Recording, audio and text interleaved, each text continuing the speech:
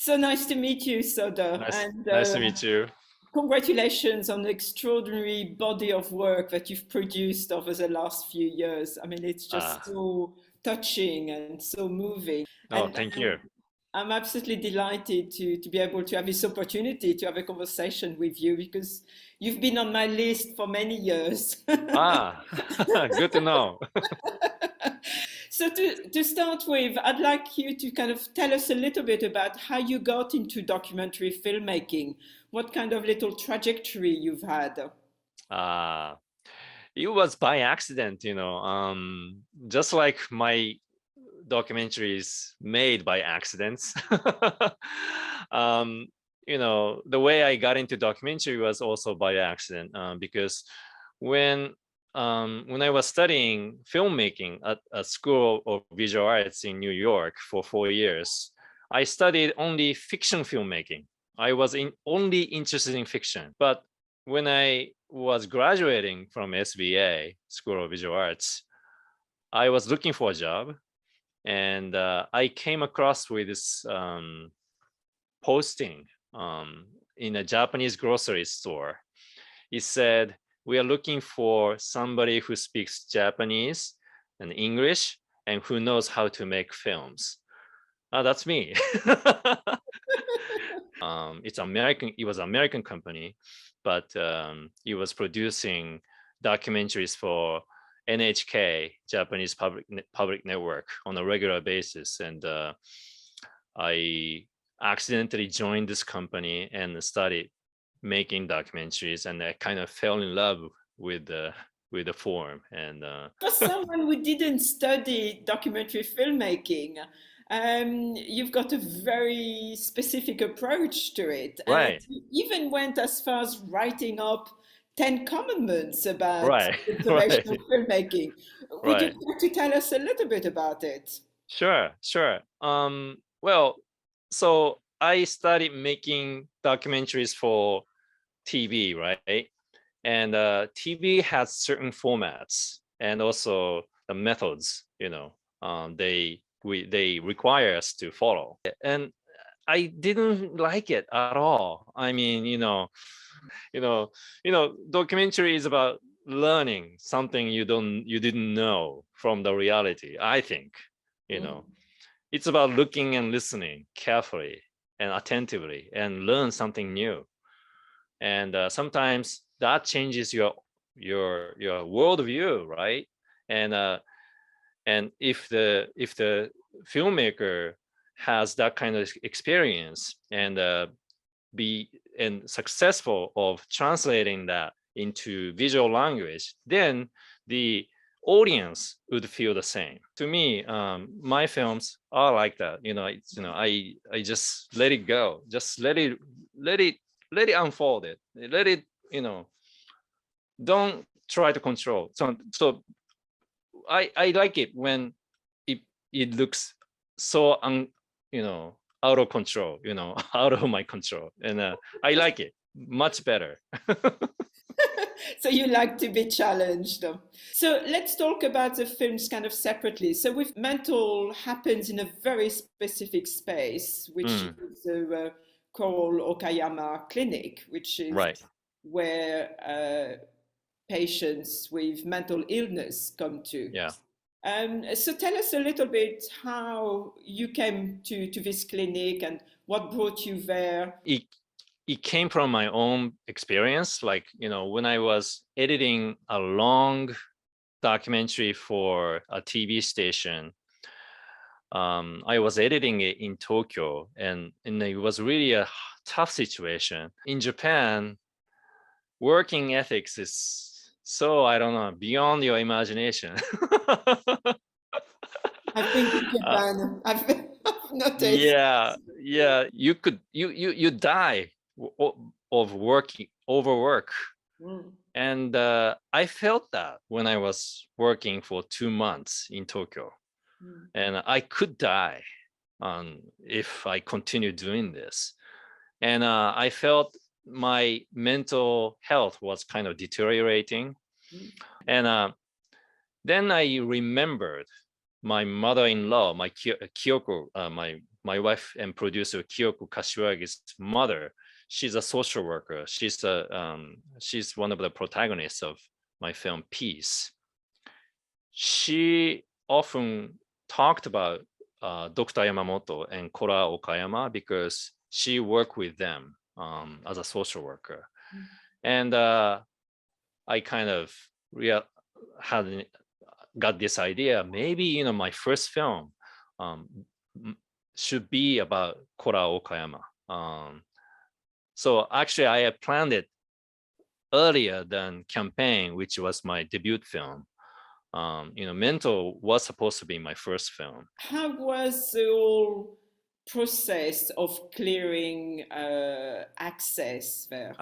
Yeah, that was the biggest concern, of course. And I wrote a letter to Dr. Yamamoto. And back then I had no films, and I made like 40 or 50 documentaries for TV. And so I explained it, now I'm trying to make my own films, and I'm calling it observational films, and I don't plan to do any research before shooting, and I don't know what kind of film it's going to be, but I will try to look and listen carefully and attentively what's going on, and I try to make the film based on my discoveries. And that's what I explained in the letter. It was my honest explanation of my intention, right? And I didn't know that back then, but Dr. Yamamoto, he's a man who wants his patients to decide everything. So he thought not the person to decide, whether he would accept my offer or not. So he wanted the Patients Association, which actually briefly appears in Mental. Mm-hmm. Yeah, that association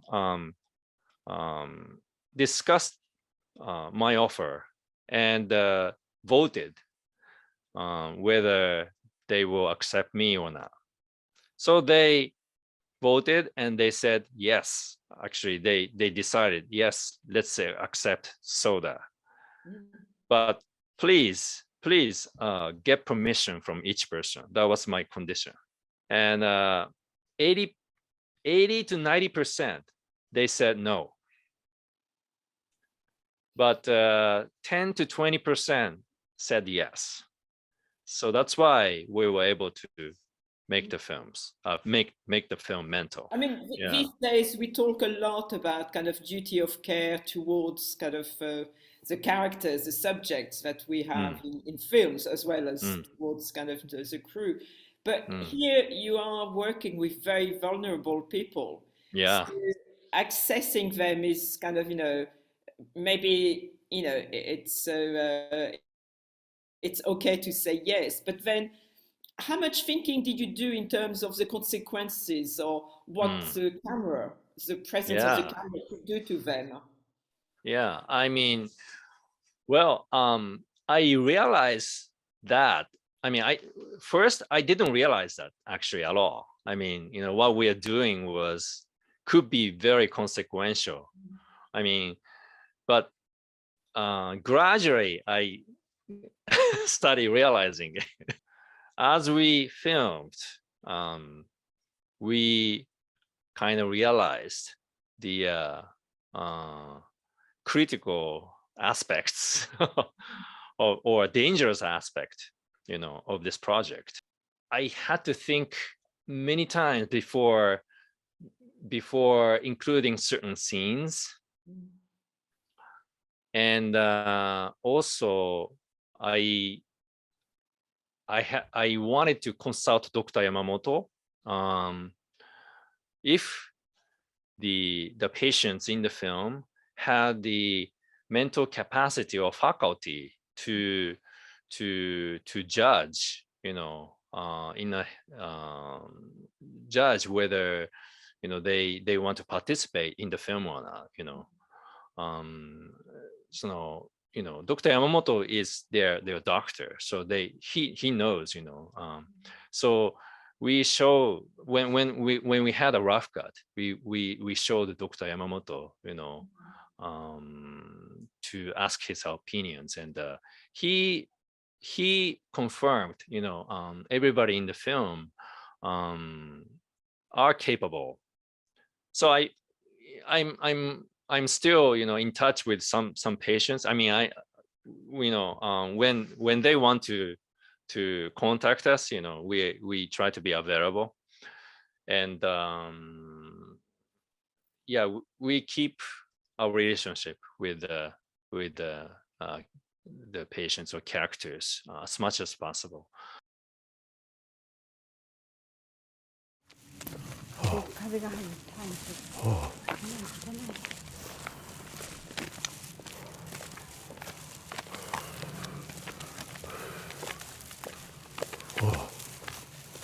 山本先生がこう辞められたら、僕はどうしたらいいんでしょうね。それはも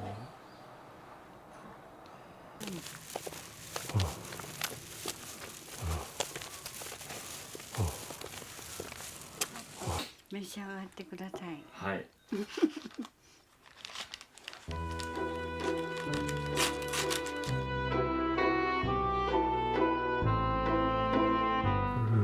そうか。ねえけんな。これ。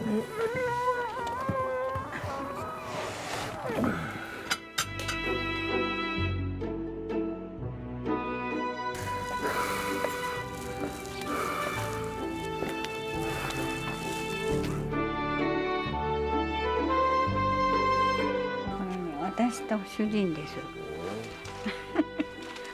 高等学校のあれだったんだよ。高校の同級生。同級生。海老蔵のファンだったんですよね。